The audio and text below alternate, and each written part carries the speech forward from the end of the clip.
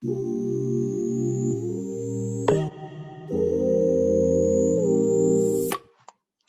and welcome to the Kindred Spirits Show, the show where we provide you with amazing interviews, self-love moments on how we can reconnect to ourselves and provide you with the self-love superpower that we all possess.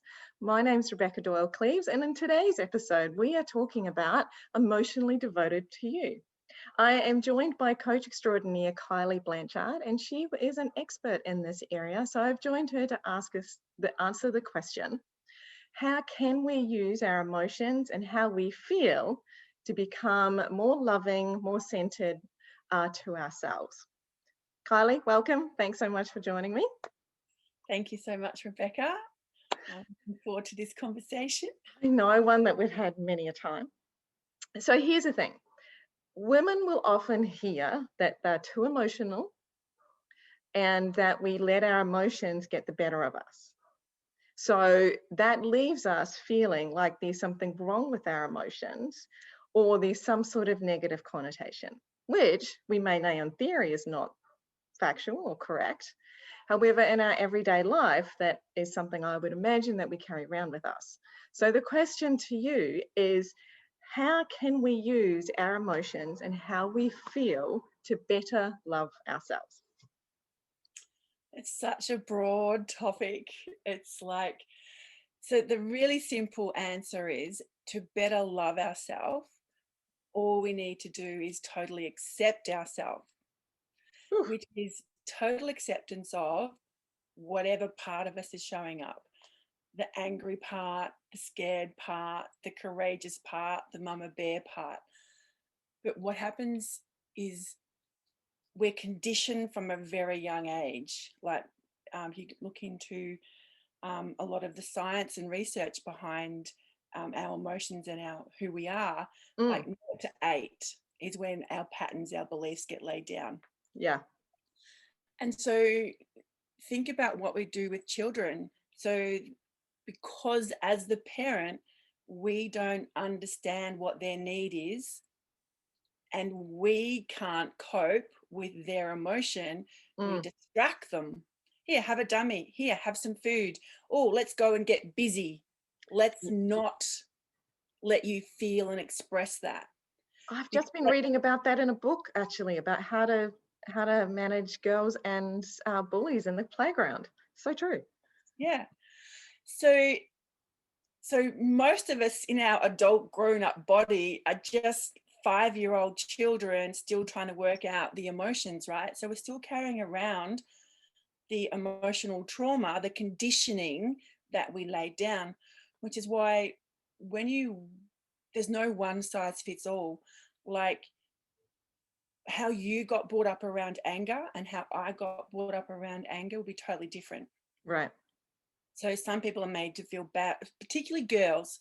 It's not polite or pretty or safe or acceptable to be angry. It's more acceptable for boys to be angry. They can have anger. It's a whole different topic. And so the thing is, anger is actually an amazing emotion. Anger actually is set up to let us know that a boundary has been crossed. Okay. So when we're little, so it's good. Boundary is being crossed. I'm angry, and then layered onto that or anchored into that, I'm either humiliated or whatever it is for you, could be humiliated or made to feel wrong or feel shame or guilt for feeling angry. And so then our emotions get laid and we get this cesspit, and it always shows up in the body. So because we're doing this, and I've been talking about this for a long time, but an emotion actually only lasts for 90 seconds. Right. Okay. The physiological thing of an emotion lasts 90 seconds, and it's completely designed in our human DNA to keep us safe. Because if we don't feel the fear or we don't tune into something, the lion's going to kill us. Yeah. So for 90 seconds, there's a physiological response that bypasses logic and thought and reasoning and goes straight to the amygdala and turns us into fight, flight, freeze, flee. Got to get safe. And so what we do is when we have these emotions, we effectively develop survival strategies. And so depending on your environment and how you were made to feel around your feelings, Mm. the layering. So when we're often told that we're too emotional, potentially what happens is it's the layering of everything. I was angry and then I got made to feel guilty, and now I'm just confused, and then I'm frustrated, and it just builds up. And girls have social permission to let it leak out. Yeah. Boys have not that permission. Yeah, So got it. yeah, it's And so so what, then I was gonna say, what are the, as you were saying, what are the emotions telling us, like sharing with us, communicating with us? so on a survival level, they're communicating survival.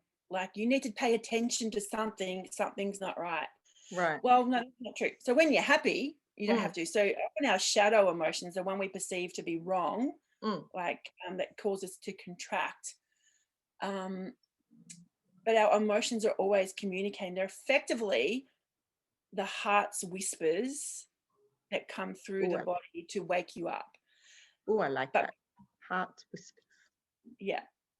And so, but because we're like, have a dummy, have some food, go get busy, get distracted, don't feel how you feel, we've been taught to resist their feeling or the Mm. shadow. You're not told, stop being happy. Yet some children are, right? You're too noisy, be quiet. Yeah. So that's not even You're too full on. you're too full on. Tone So it down. yeah, so I can't even say, but generally the good emotions of happy and joy and peace and Excited. acceptance, you don't need to shut those down.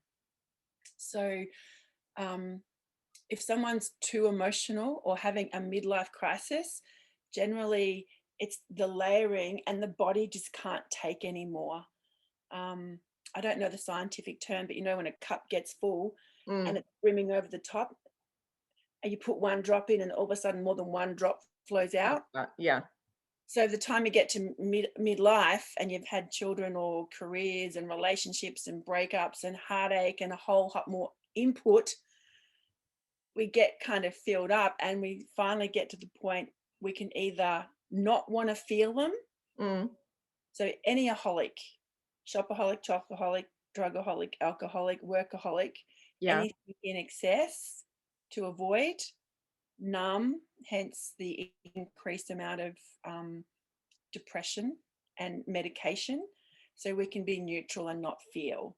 Got that. Because we're so Yeah. out of balance with not being able to feel, feels overwhelming and really unsafe. So I'm feeling, so my heart whispers to me, and instead of my instinct, or how I've been trained since I was 5 or 8, is to maybe, I'd say, reach for a chocolate cake, but generally it's reach for, well, I was probably generally reach for a glass of wine. So I don't do that. So then what? How do I how do I deal with what's going on in here? What do I do?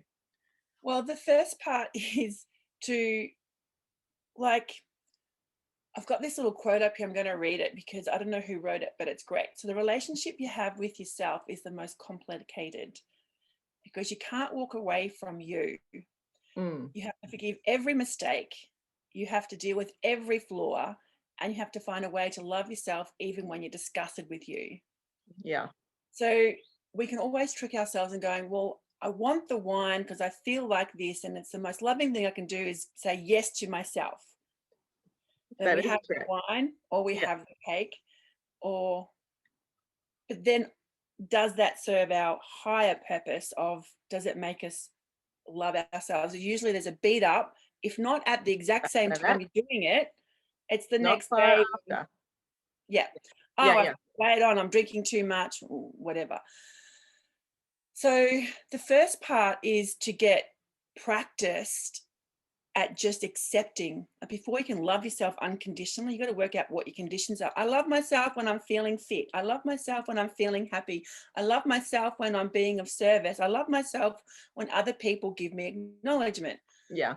Like, can you love yourself in all those other parts? And that's a real challenge Yes. for some people. I personally found that. It may not be a I challenge. think it's fair to say that I would imagine most of our audience would experience that. I wouldn't certainly blanket it with everyone, but you can just look around. Gosh, just look around the office, just look around your community. I think that's a fairly safe comment. Yeah. And so, like in your title, emotionally devoted, devoted is strong love and loyalty. So foremost, we continually abandon ourselves, and there's a, be authentic, express yourself. But when you can't unconditionally accept the anger or the jealousy or the shadow emotions or the dense vibrations, if you can't accept your shame and your guilt and your anger, Yeah, and love yourself in the shame, love yourself in the guilt, then then we abandon ourselves for outside things. mm, So it's actually some deep work about total acceptance, and that only comes from doing inner work, from yeah, consciously starting to identify, oh, I've got this emotion. And the trick is not to get in your head about it. You can't think about it. You have to feel it. yeah, And we're so used to being busy, and like that's what 2020 gave us, right? Time to sit still. But what went up? mm. Alcohol sales, all the Divorces. things that we just don't want to sit still. It's too painful because I've got to sit with myself. Yeah, So the first one is being willing to sit with yourself and doing the inner work. And I've not met anyone that can do it by themselves. Like until you're trained, until you have enough self-trust that you'll always turn up for yourself, till you have enough self-trust that you won't abandon yourself, yeah, then you need outside support. So that's why your group is so amazing, because it's a place to turn up where you can start to see other people having the courage to express. And for anyone listening, if you haven't tuned into Brene Brown yet, she's a great example of someone having the courage to express mm, their humanity and their authenticity. yeah. And that is definitely the journey I'm on, is accepting all of those, as you said, the shadow emotions. And there's a lot's happened, and there's been a lot of acceptance and observance and understanding and love and compassion that I would usually give someone else, but to give to myself. Yeah. And I'm clear there's still a few to go. There's still some more happening. Yeah. Absolutely. And always, because new level, new devil. And as you Mm, get this level of acceptance of this, then your heart will call you for even more, yeah. and then even more acceptance, and to the point that you are so self-loving and so devoted to yourself that your loyalty to yourself will never allow any boundary to get crossed. Yeah. So for anyone listening now, I completely appreciate, you need to do the work and finding your own safe space and environment to do so, which is why I like to involve many women, which is why it's called a tribe, because different people will resonate with different people. But what would be one piece of advice, support right now that you would give someone inside of experiencing emotions or how they're feeling, and instead of reaching for that glass of wine, what could they do in the moment? Well, the first thing is to make sure you've got a tribe that you feel safe in. Like, not someone that's going to keep you stuck in the story, like in the head of it. And it's like, um, same relationship, different face Yeah, like scenario. when you call a girlfriend and get agreement of why something's so sucky to express your Yeah. Yeah. what's going on in here. Yeah, got it. So that's why groups like this are so important, because it's like it's a place where space can be held for you to turn up, for you to hold yourself to account, to turn up at a higher level. I think it was I don't think, a Vince Lombardi quote. It's not if you get knocked over, it's how you get up. So we're always going to get knocked over. We're always going to get knocked by waves of emotion. We're always going to feel messy and out of control. It's how do you deal with that? So the first one would be to make sure you've got the support network, Mm. because we are designed to be in a tribe. Like, go back, we're human, we're Yeah. tribal. So that would be one. So the independent, strong women out there who think they can do it by themselves, start looking for a tribe. Yeah, and it's going to feel torture, and it's going to feel like you're naked out in the street to turn up and be vulnerable. Like, um, but it's actually, the first thing is setting the intention to be more loving to yourself, and then Yeah. notice when you're not. This is the trick, right? Notice when you're not, then love Mm. yourself being the bitch to yourself. Yeah. Can you love yourself in the whipping girl moment? And it's like, total acceptance of even when you're turning out badly for yourself. Yeah. Um, and then it's what works for you. And it's like, so again, a Socrates quote, know thyself. Mm. So get to know yourself, spend time with yourself, journaling, Yep. meditating, breathing. Yeah. Like, Really it's, simple, yeah, easy to do, easy not to do, but easy to do. yeah. So I have horses, I've ridden horses all my life. And there's another meme out there that says the beginner will want to work on getting better, but the master will always work on the basics. And so the basics are literally, are you breathing properly? Are you getting body work? Is your body functioning? Checking in on your mental, what's your mental thought processes? How are you speaking to yourself? What are you feeding yourself? What books are you reading? Audios are you listening to? Or TV are you watching? What spiritual, what opportunity are you giving yourself to connect with self? So if we start to look at our 5 bodies, or our head, heart, gut, to keep it really simple, Mm. how are we nurturing all parts of ourselves? Got it. And how would you, like, I know you just said it about the nurturing and meditation and so forth. Something that you shared with me once, which I found really valuable, to put it and try to put it into your words, was when I am listening to those heart whispers, is to just stop and be with them and listen to what it's telling me. And that whatever is telling me is okay, and to observe it. And as you said, it's 90 seconds to sit, listen, observe, and let it flow through. I also find uh, getting out and going for a walk really good to help that process. Put some music in and move my body. Yeah. Uh, but a really simple process instead of grabbing the wine or the beat up as an act to love myself in those moments rather than to default to the survival modes that I've been taught myself, been taught for many years. Yeah. And so Did I one of the sum up your first words things, all right there? yeah, so one of the first things is to really appreciate that you were clever enough to create those strategies to get to here, because you've done a good job to get to here, right? Yeah, yeah, So that's a beautiful way to look at it. Yeah, with everything that you know and learnt, you've got to here, and now it's just universal awakening. We are learning and knowing different stuff. So the being, I mean, the doing of yeah, our past, the do, get busy, busy, busy, is universally shifting to more of the human being part. Now, most of us, yeah, it doesn't matter what age you are, but we're at the middle age where I hate being a beginner again. I hate being a learner again. It's like, I want life to be easy. And so therein lies the answer again, with something you said.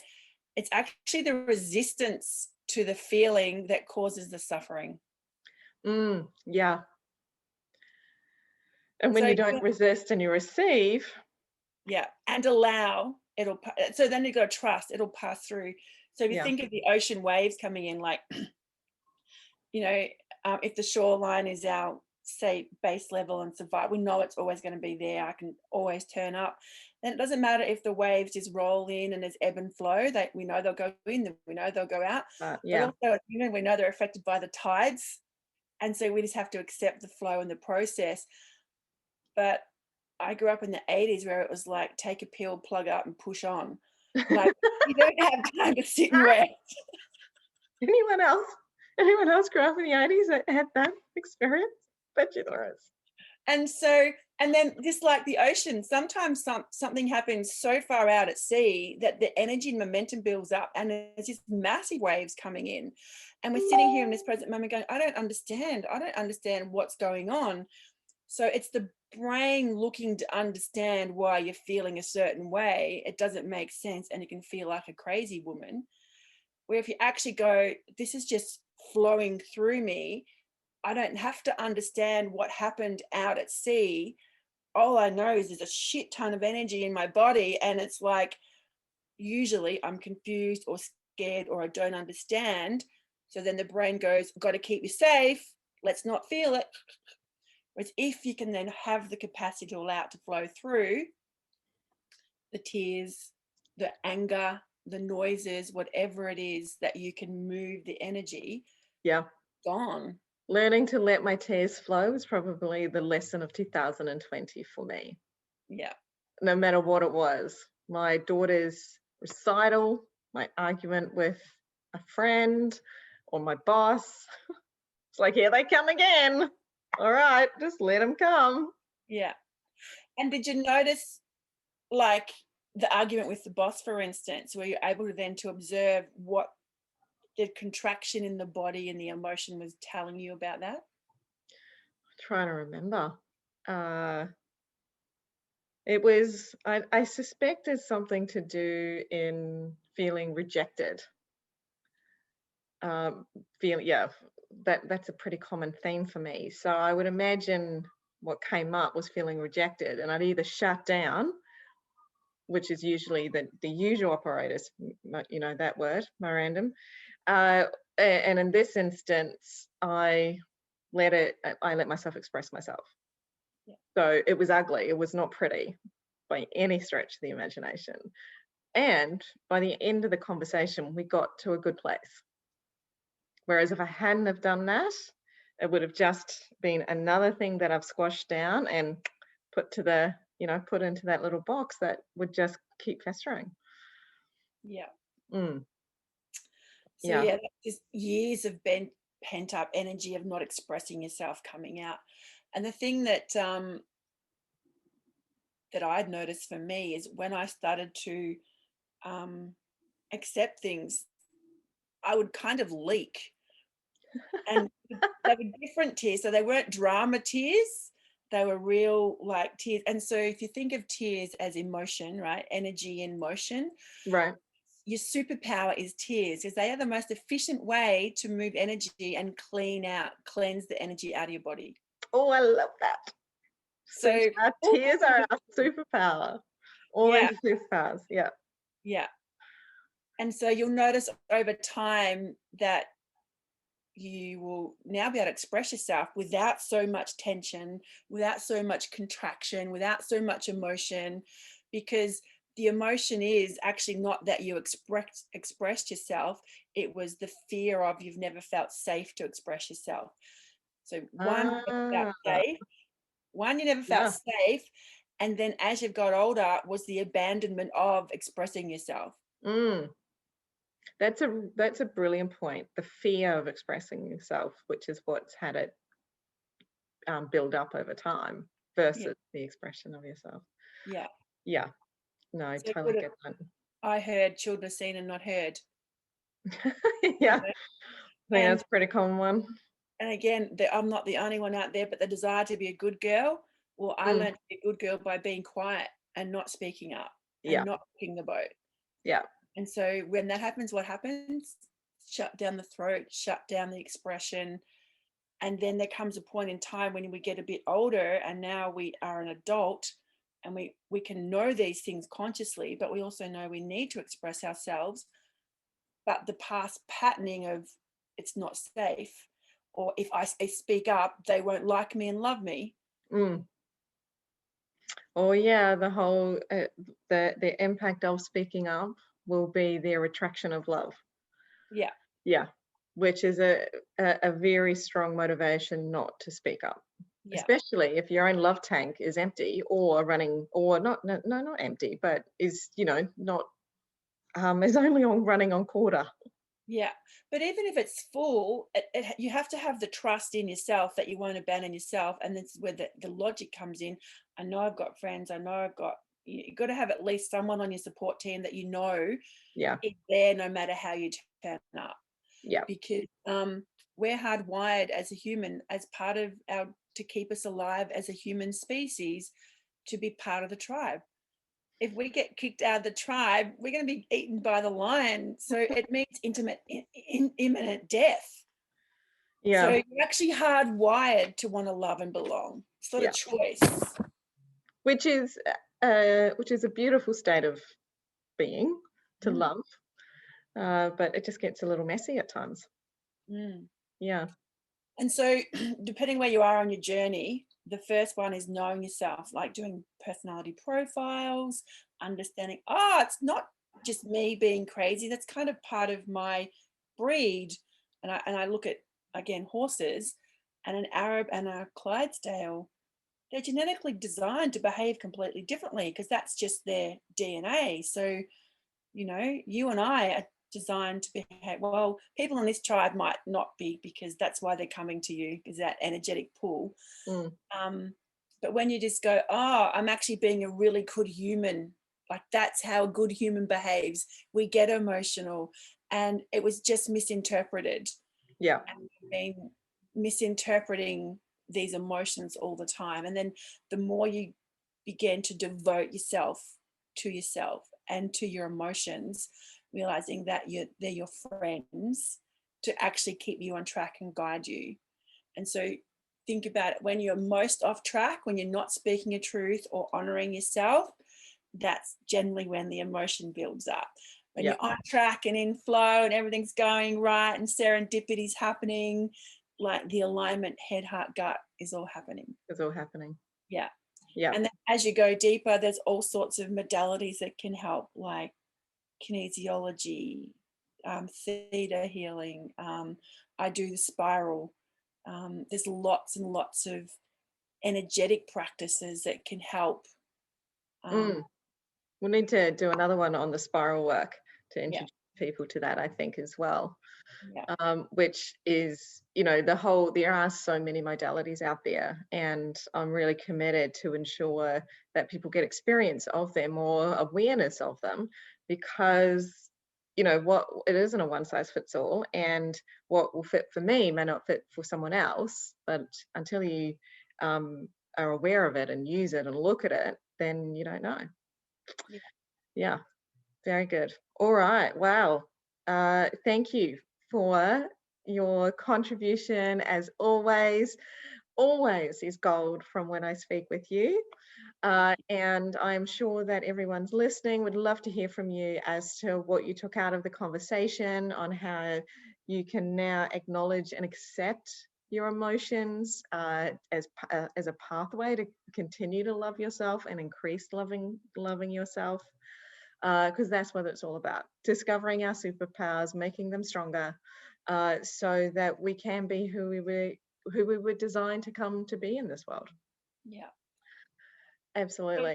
Just, probably a good visual for that is, in your adult body, start caring for your 5-year-old. So when the emotions come up, imagine your 5-year-old there and have the self-care and compassion and empathy for that 5-year-old. Yeah, just like you would your own child if it was your own child. Yeah. And if they're afraid, it doesn't matter what they're afraid of, they've got fear in their body, we were all made to put our big girl pants on and go to school, whether you were afraid or not. But you don't have to do that. You can just acknowledge where they're at and give them some compassion and love and support. Yeah. And turn up for yourself. Beautiful. Excellent. All right. Again, Much. thank you. Thank you. Thank you, everyone, for tuning in. Until next time, remember, you're amazing just as you are. I'm Rebecca Doyle. This is the Kindred Spirit Show, and look forward to our next episode coming up soon. Take good care. Bye for now.